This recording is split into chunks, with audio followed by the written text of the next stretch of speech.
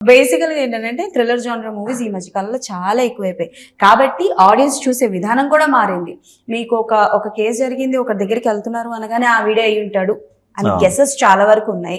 కాబట్టి చూసే విధానం మారింది కాబట్టి హైడ్ అండ్ సీక్‌లో ఏమైనా లైక్ కాంటెస్ట్ లాంటివి ఏమైనా పెడుతున్నారా? అండ్ ఎంత వరకు ఆడియన్స్ గెస్ చేయలేరు వాట్ హ్యాపెన్స్ ఏమయింది అని. ఎంతవరకు జనాల్ని అలా కట్టిపెట్టగలరు?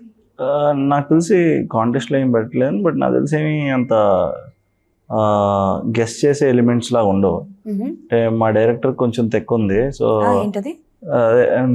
నేను చెప్పిందే జరగాలి, ఆడియన్స్ ఏమి ఆలోచించకూడదు అని అంత సీరియస్గానే చేశాడు.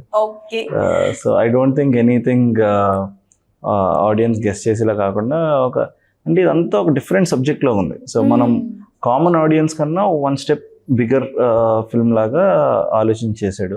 ఎవ్రీ లాజిక్స్ కరెక్ట్గా పెట్టుకున్నాడు. అంత ఏదో చాలా రీసెర్చ్ చేశాడండి తను. వెళ్ళి వెనకాల బ్యాక్గ్రౌండ్ రీసెర్చ్ లాగా నిజంగానే కేసులు ఎలా సాల్వ్ చేస్తారు ఏంటి అయ్యి అని మొత్తం అంతా రీసెర్చ్ చేసుకుని వచ్చాడు.